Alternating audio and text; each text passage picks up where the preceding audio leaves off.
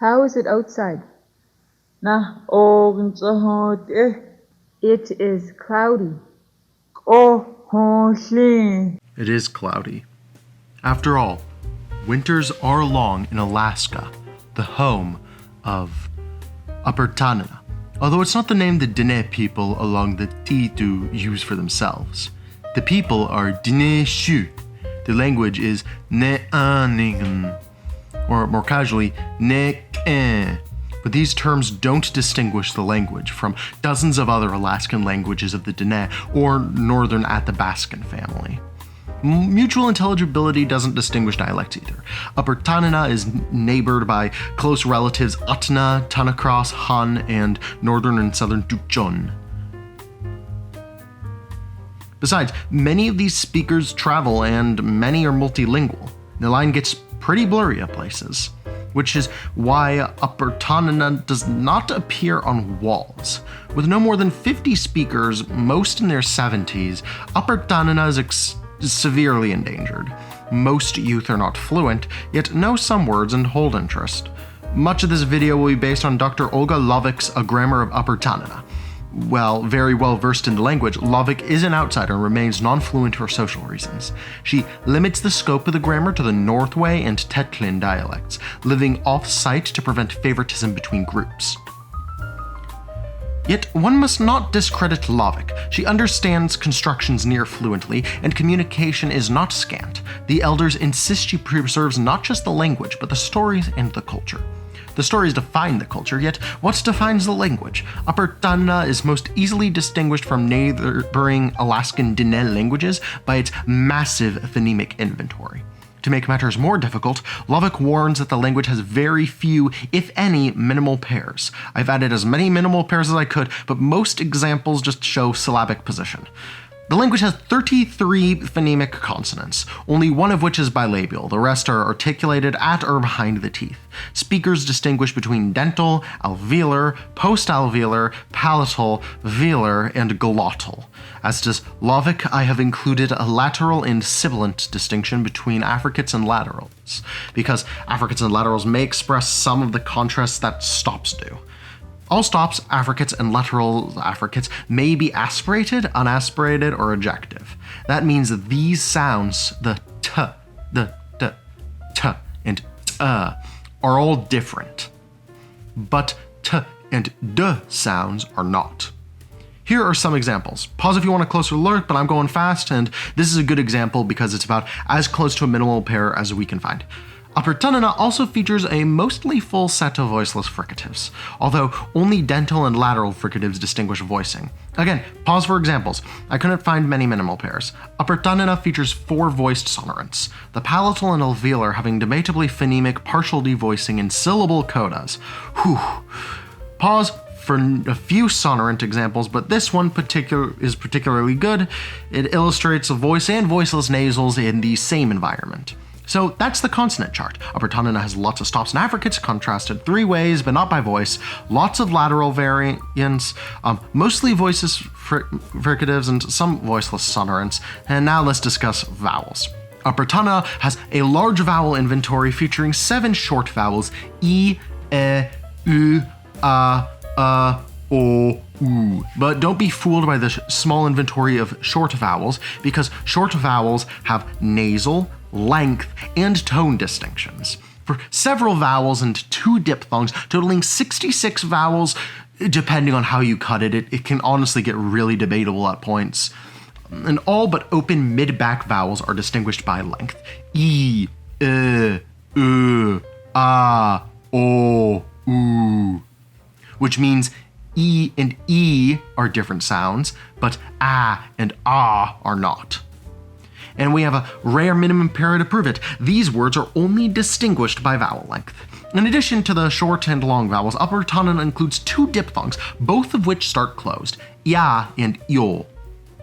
There's also a nasality contrast for 5 of the monophthongs, which is visible in the near minimal pair E and U. except the close and close mid nasal vowels o and u, which have marginal contrast, which means they only contrast sometimes in specific settings, and diphthongs can also be contrasted nasally, and to further complicate the whole bunch of vowels, they're contrasted by unmarked, low, and debatably allophonic yet highly salient high tone. And, like its close neighbor and relative Tanacross, upper Tanana has contour tone, yet it's likely allophonic, which means that this looks more like this when you kind of break it down. It's not as scary as it seems.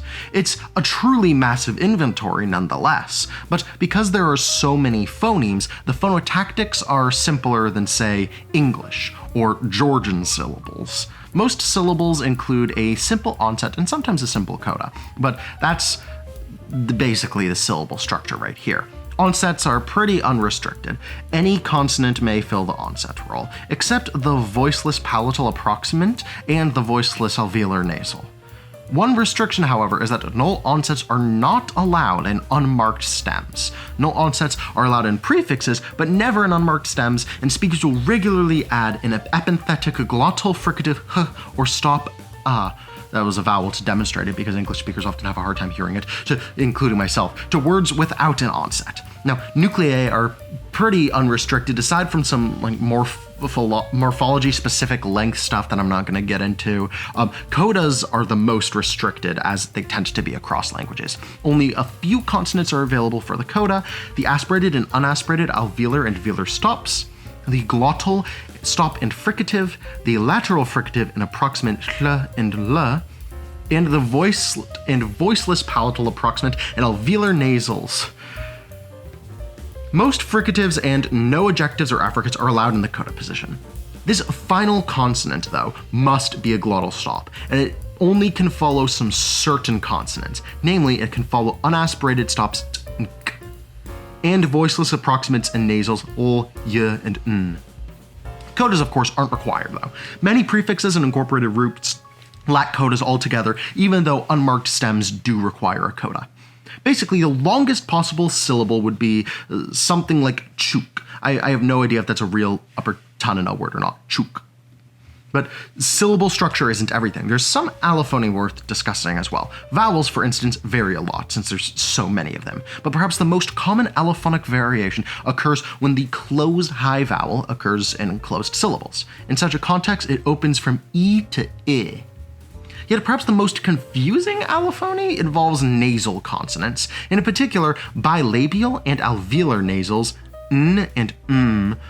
When they're in the onset position, they denasalize if there's another nasal in the syllable. As if denasalized nasals weren't confusing enough, the author uses the same symbols for both the nasals and the denasalized allophones. I've used the IPA diacritics here to distinguish between them, although they weren't in the original text. This is what I could glean. It appears to be a form of long-distance dissimilation, although clearer data and transcription would be helpful for a more accurate hypothesis. But otherwise, the phonotactics are quite simple, especially compared to Upper Tanana's highly complicated polysynthetic morphology. If there's one thing to know about Upper Tanana morphology, it's this. Verbs have a lot of prefixes. A lot. And a suffix, but it's not willy-nilly like one could expect. Whereas English speakers express really complex ideas through highly structured sentences, such as "Yesterday I gave him the gift at the house," Upper Tanana expresses these same complicated ideas almost entirely in the verb morphology. Now, this isn't a real translation. This is examplish. It's meant to closely mirror it. But at the house yesterday I him gift gave. And that could be all one word, and it expresses the same sentence syntax meaning, but on a morphological level. In other words, Upper Tanana is about as synthetic as they come, meaning verbs take lots and lots of prefixes and suffixes. These ones are inflectional, I'm not going to get into what all of them mean, and these ones are derivational. Whether it's fusional or agglutinating as a language is harder to say, since inflectional prefixes tend to be very tightly fused with lots of meanings per morpheme, whether that's person, number, etc., while derivational prefixes usually serve a single specific purpose. But because prefixes often overlap to create new meaning that doesn't exist on their own, I'd say the language leans somewhat agglutinating. I'll mostly focus on these mandatory slots, most of which are inflectional. Verbs cannot be simplex in Upper Tanana. Subjects and pronominal prefixes can go first. The subject prefix agrees with first and second person pronouns, although gender is not marked in this level. The pronominal prefix agrees with third person subject pronouns or object pronouns. And it can get so complicated that Lovik's writing another 700-page book just to sort out all that juicy syntax. But basically, this would be equivalent to saying I, him, hit, and then deciding that because the verb already very transparently agrees with the subject and object, you can just drop the nouns, because why do you even need them? That's how so much of the marking ends up on the verb. And if you want to include even more information, you can try some noun incorporation, which is a really cool thing that you can't really do as productively in English. It's roughly equivalent to replacing I handle the trap with I trap handle. It's one of the many derivation processes in Upper Tanana. Mode and conjugation also overlap a lot to create kind of fusional meanings, because even though they occur as two separate prefixes, conjugation and mode combine to make new tense and aspectual meanings. And mode, by the way, is basically just aspect plus the operative mood, but they're kind of lumped together because they're mutually exclusive and they all occur in the same position. It's weird. I'm not going to go too deep into it. And as for this last mandatory prefix, the voice prefix, they're closest to the stem and thus they're likely the oldest. They're also the most mandatory, and this is really oversimplified, but changing these prefixes can make all sorts of productive changes in voice, transitivity, and all that jazz. But Upper Tanana isn't just prefixes galore. While verbs are heavily inflected, nouns are usually simplex, or sometimes marked for possession. If it's a family or a body part, you add a glottal stop to the possessed. Otherwise, you just make the syllable heavy. It's really amazing. Upper Tanana is a truly unique, diverse, and incredibly complicated language that challenges how we think about language as a whole. We've talked about Upper Tanana's speakers, about its phonetic inventory, its phonology, and its extremely complicated morphology, or bits and pieces of it. But if there's one takeaway, it's that Upper Tanana finds a unique beauty in its own complexity within grammar, meaning, and the soul of the verb itself. And if there's one thing that this book has taught me, it's that you can incorporate a lot more than just nouns. You can incorporate adverbs, prepositional phrases, or postpositional phrases more accurately. You name it, it's just the syntax is thriving in the morphological level of the word. If there's just one thing to know about this language, it's that the soul of the language is in the verb.